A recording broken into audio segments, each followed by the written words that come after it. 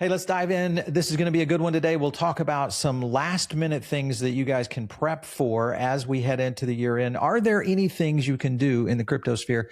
It's going to be a good one. You don't want to miss it. I am recording from my home studio today, so it's going to be a little bit, but I have a special guest that's going to be joining me here in a moment, and that is Mark Kohler, who is a tax attorney and probably one of the best minds out there when it comes to crypto strategies in general. And this will start to set you up for what to expect in 2026 and maybe even some things that you could do right now to prep. When it comes to Bitcoin holders right now, you are looking at most of them that have been holding under 155 days are, of course, in losses. That's, I think, a lot of people right now buying in on this last cycle move with Bitcoin are in losses. So you could look at maybe a tax loss harvest. This, of course, is Mark himself. People say I'll deal with taxes later. That's like saying I'll put on my seatbelt after the crash. Tax strategy only works when you plan before you hit the wall. So, of course, I got to bring in Mr. Mark Kohler. Thanks for having me. Merry Christmas. Happy holidays. Merry Christmas to you. Above. Yeah. When you look at some of the biggest mistakes right now that are being made out there, what's the common one right now of a crypto investor?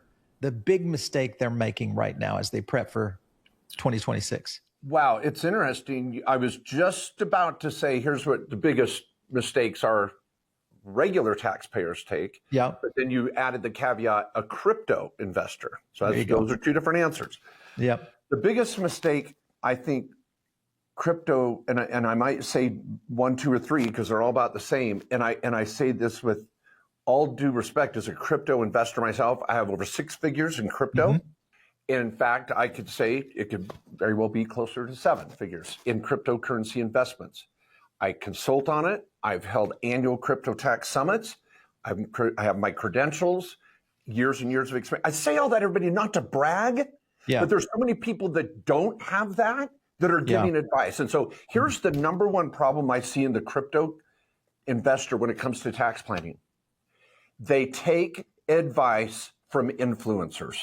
Anybody out there on the airwaves that is telling you to set up LLCs or certain types of LLCs and take this write-off and do this write-off, and then making money off that recommendation, those are the last people you should be listening to. But for some reason in the crypto community, someone that has a lot of crypto knowledge that I follow as well, there's several, I could go list 5 to 10 of them.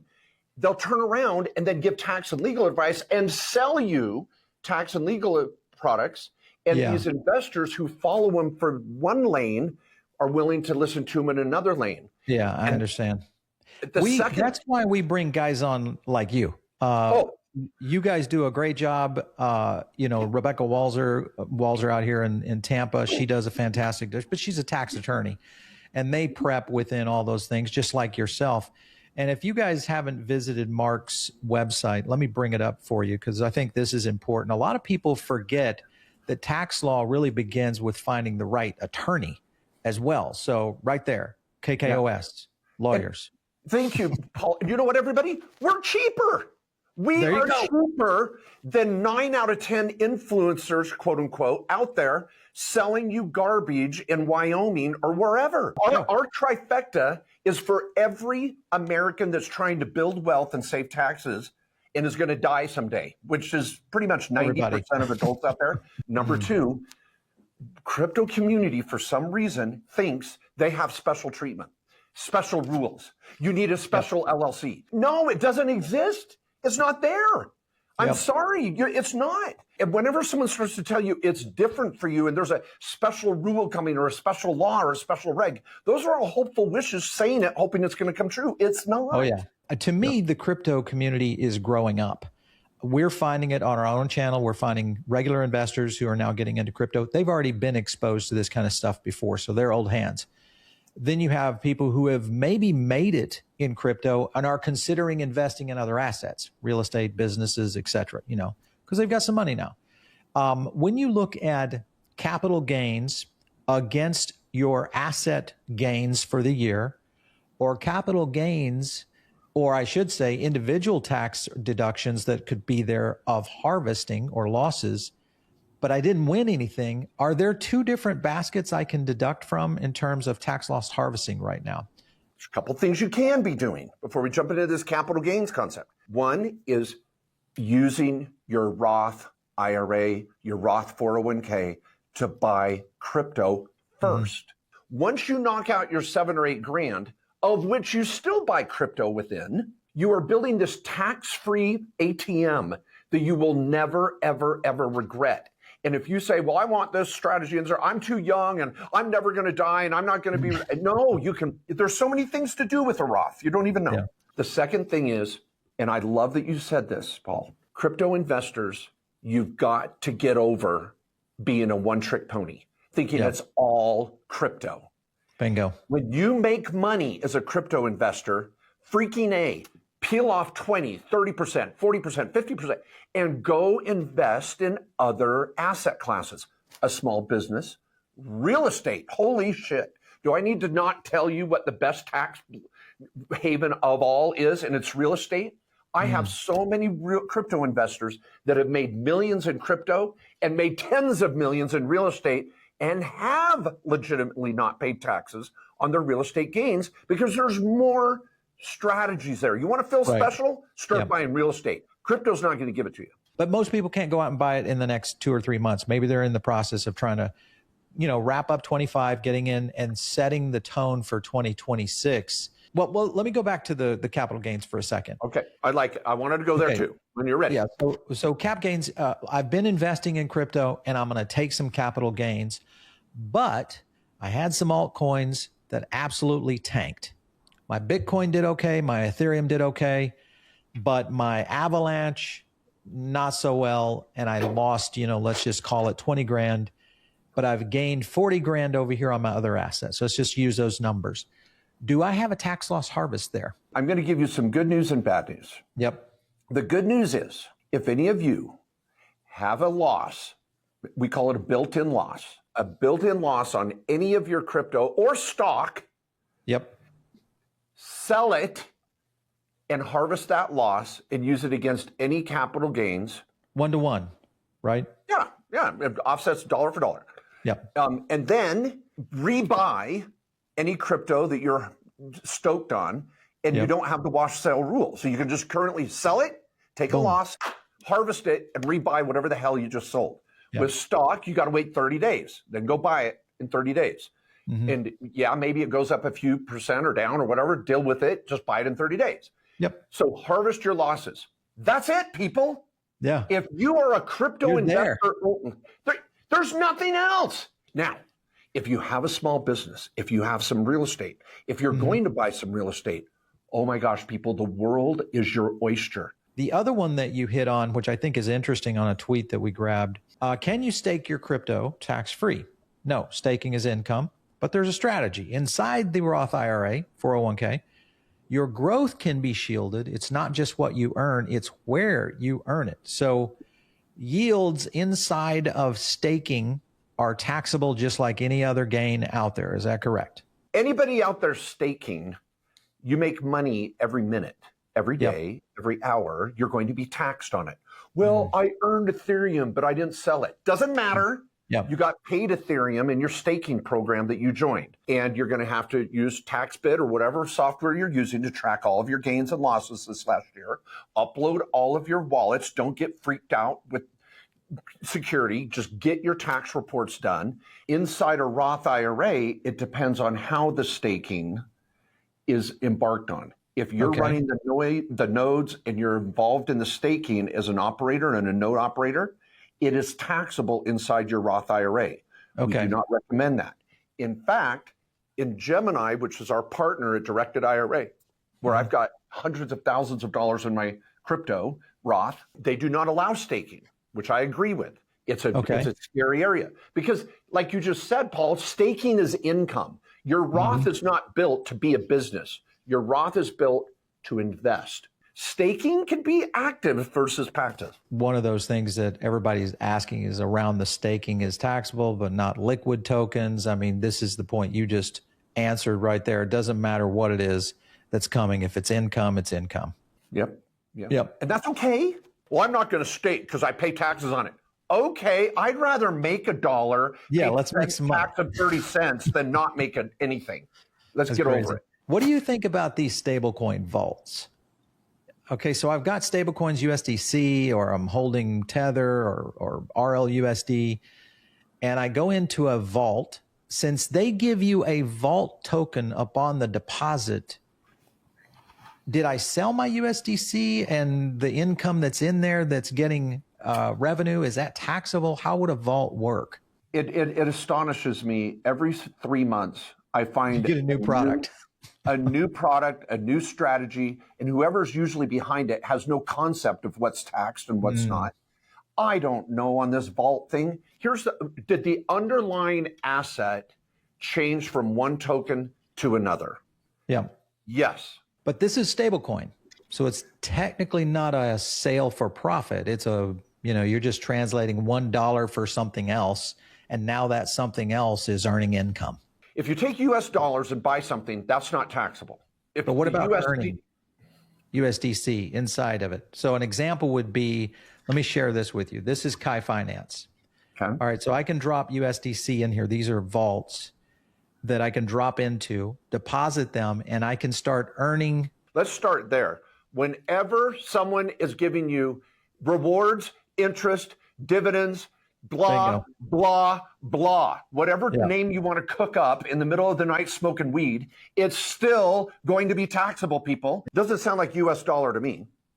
It sounds like no, it's not. It is an alter. It's a stake token. In essence, they give you something in exchange for it that gets a reward. You can still exit out of it, get your USDC back, but you gain whatever you've achieved in, we'll call it staking rewards, which to me has always been a case of, listen, if you're earning money, it's going to be taxable, whatever your taxable rate is, period. What about, okay, so beyond that, let's get into some of these rules around gambling. Of course, the tax implications for gambling now on the earnings that you have and or the losses that you have. You pay on earnings, but you don't get to tax deduct the losses, okay? Yeah. So the question is does Polymarket, are they taxed as gambling? Meaning if I lost money in Polymarket, would that be a digital asset investment that I lost money on, or would it be a gambling play that I lost money on? Let's clarify everything first. With the one big beautiful bill, there was a change in the law, tax law, according to gambling earnings and losses.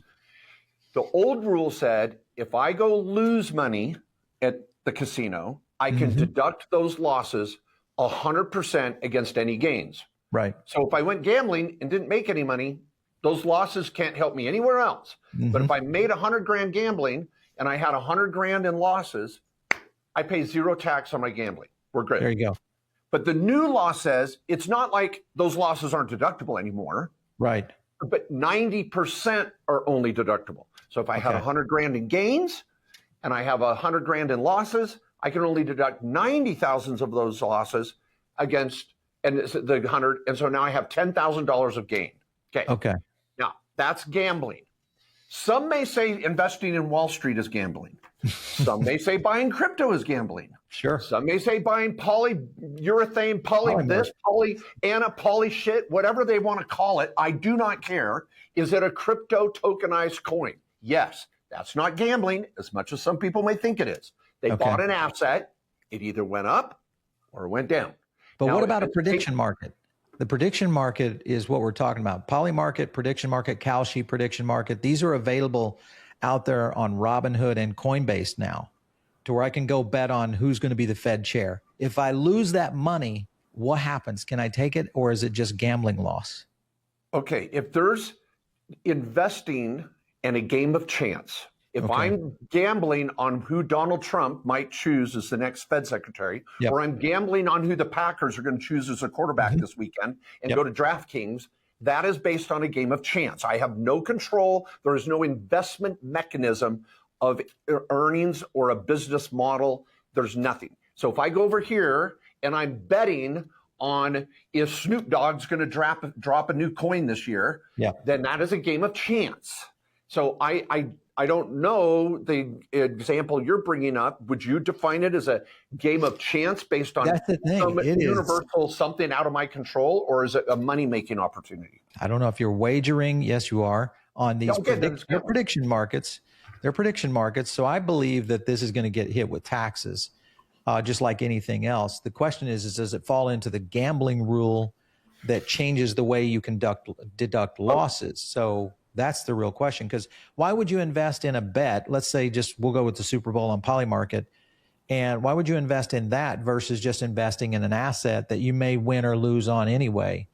And at least on the asset, depending on your gains, you're still going to get a tax benefit. So that's that thing that is a little bit, I think that we are going to see some regulation on it this year for sure. Speaking of that, I'll let you off the hook.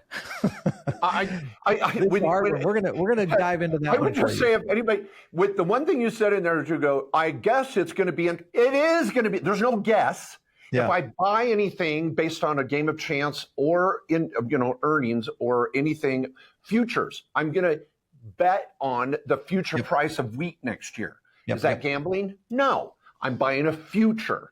I'm buying this, wondering what the price of wheat's going to be next year. It's called a future commodities market. But that's a whole other world than if there's odds, like, oh, it's 2-1, it's 3-1, it's this or that. It's wagering.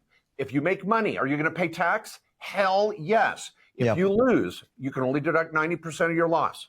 Easy.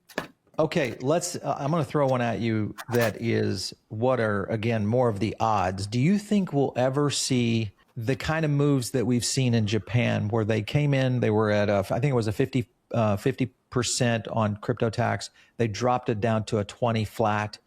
Do you think we'll see something like that coming from this administration, a flat tax on crypto gains or some sort of beneficial tool for digital assets? No. I will bet you $10,000, Paul. There will never be legislation, certainly under Trump. I can't guess what crazy administration might be next. And I don't think Trump's administration is crazy. Crypto investors are not going to get a special tax rate. Get over it. It's not going to happen ever. And I'm going to bet $10,000 with Paul. That's wagering, everybody. That's wagering. And if Paul wins, you only lose. You're only going to get 90% of that. That's right. And you have to claim $10,000 a gain. I will 1099 your ass. No, there is no special tax rate, for crying out loud. You guys know the amount of brain power that went into the one big beautiful bill and how it got on the table for about 3 nanoseconds and was dismissed? It's not getting back there, people. All right. Well, you have that. And then, of course, you have these. This is posturing to me, which is what we see all the time in the crypto community. I'll share this tweet with you, Mark, to kind of position you on this. And this, of course, is an Arizona senator proposing exempting Bitcoin and crypto from taxes. But they're doing it at the state tax level. So I don't know if that is beneficial, but maybe there are some states out there. But if you live in Texas or Florida or Tennessee, you don't have that anyway. So do you think there's more of this happening coming down the right? There is nothing that's going to stop a politician from trying to get attention and wow their base with crazy legislation. There's been a crypto tax bill every year. Good for them. Yeah. But going to be a struggle when you get into the IRS in terms of their tax code. Speaking of that, tariff rebates. You think we'll get one? No. No tariff rebate either. No. I would. Mark, you are the Scrooge now. I've decided you're the Scrooge of Christmas. Here's what I know. I'm being kind of I'm going to get the comments in your post are going to be like, who is this? It's going to be hilarious. Why does he not believe? Why does he not? Guys, I just, for 25 years, I've been practicing tax law on Main Street America. I have done tens of thousands of consultations. Yeah. Our law office does tens of thousands. We consult with senators and representatives in Congress as well as at state and local levels. We have a lobby arm to our firm. I'm trying to let everybody, I've written books on this. I've written articles. I have thousands and thousands of podcast time and YouTube time. I am out there advocating for you people. I want to save taxes. I look for every possible loophole in the world. What I want to challenge you here is, Just take a tenth of the time you spend talking about what all these wishes are for crypto and trying to figure out what the crypto market's going to do and what someone does here or someone does there. Just take a tenth of that time and think about a business idea and go make some freaking money. Just a little. You don't have to get rich, but now you have a small business operation. And with that profit from that tenth of a time, you're not going to waste listening to a new podcast of somebody talking about how XRP is amazing, which I think it is, and come over here and spend that time and make a little money. And with that money, don't spend it. Go buy a little piece of real estate. Last question. Digital asset loans. I've got all this wealth sitting in here. I don't want to sell and take that capital gains. I don't need to sell. Should I take a loan on my digital asset and fund my lifestyle? Why? What are you going to do with? And you said fund a lifestyle? Yeah. What are you, crazy? No. Don't shoot yourself in the head right now. Hell, I'm going to go borrow. That's like borrowing against my house to go on a cruise and pay for my crap. Well, as you know, Kevin O'Leary or some of these guys out here, I mean, you go to Kawasaki or, Robert Kiyosaki, he's out there all the time going, take loans against never sell, and this is your income. Okay, whoa. Okay, now Robert Kiyosaki and I were almost neighbors, and we go out to dinner. I love Robert. Here, whoa, people. Do not compare borrowing against digital assets to the same thing as real estate. And don't you dare start to say Bitcoin is as stable as real estate. We have very little track. That's what they're going after. They're going after gold and digital assets now and loan against them. Oh, who's they? What? What we're seeing is more of these traditional real estate guys have started to look at digital assets in the same vein as a real estate investment and taking loans against it with, on the horizon of selling it in 10, 15, 20, or never years going forward. I would say those are digital asset people trying to do what the real estate community has done. Yep. The far majority of real estate investors do not borrow against real estate to fund their lifestyle. They borrow against their real estate to buy more real estate to create cash flow that funds their lifestyle. Why couldn't you do that with Bitcoin? You leverage, or if let's assume it's Bitcoin or Ethereum or whatever it might be, where you're taking that asset and just flipping it over into the asset itself because it's a great asset to buy. Nope. Not what I'm saying. People do not twist. I know, Paul, this is good. Okay. Real estate that is creating cash flow and it grows in value. I'm going to peel off the equity and buy more real estate that creates cash flow that funds my life. Okay. Yep. I am not playing the appreciation game. Okay. Bitcoin that is not producing me cash flow, I am not going to borrow against it to go live on and buy more Bitcoin that is not creating me cash flow. Hell no. Now you want to borrow against Bitcoin and go buy a hard asset that can create you cash flow. I might hear that out. Okay. But I'm not going to buy more effing Bitcoin. It's a stack of cards. And the whole thing could fall. Buy hard assets with that loan. Boom. What about gold, silver? What do you think?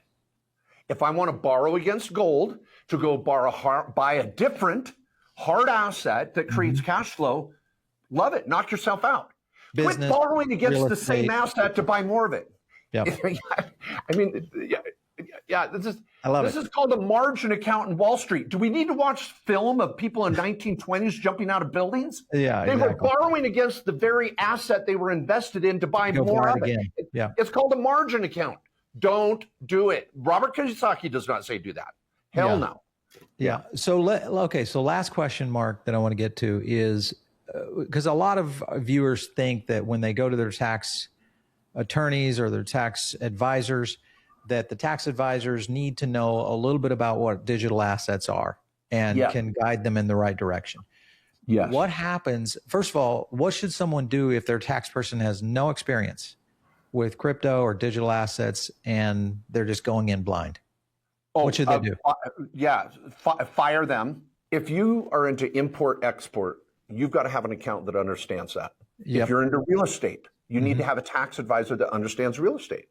If you're a dentist, a doctor, you need so you guys know where I'm going. If you own crypto, crypto and you're active in trading crypto and you're staking and you're doing this and that and you're buying crypto in your Roth IRA and you're growing and building a crypto portfolio, your tax advisor should understand crypto tax.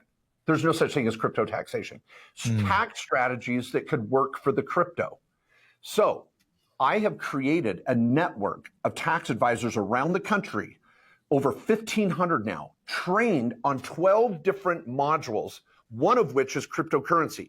And they have to go through 900 quiz questions, pass a 90%, and then take a final, which includes everything I've ever learned on crypto, from crypto mining to staking to capital gains to DeFi to trading, short-term gains, long-term gains, everything. They have to take all these classes on cryptocurrency taxation and then pass a test for 90%, and then attend trainings with me every week. You all can hire any one of them. I don't make any money on what you pay them. Interview them till you find the perfect one. Go to Main Street Tax Pro Network, the Main Street Tax Pro Network, and interview and find one. And find a tax advisor that understands crypto. And they're going to get you on a software like CoinLedger, TaxBase, any of those to help track your software, your trades, and they will do wonders for you. I like it. I like it.